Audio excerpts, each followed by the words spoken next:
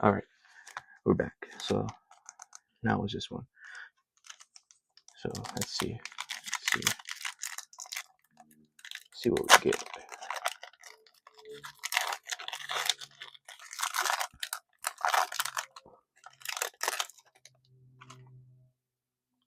Man, these cards are shiny.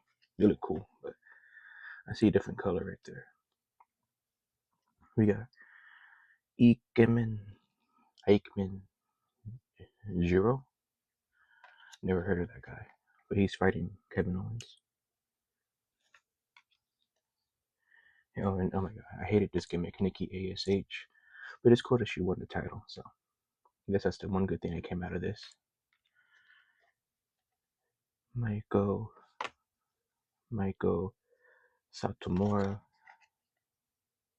And then we got Dana Brooke. Oh, bruh, Dana Brooke. I don't really care about Dana Brooke. But yeah. Okay, so that's it for day 15 / makeup for day 16. So see you tomorrow, which will be day 17, I think. Anyways, see ya. Peace.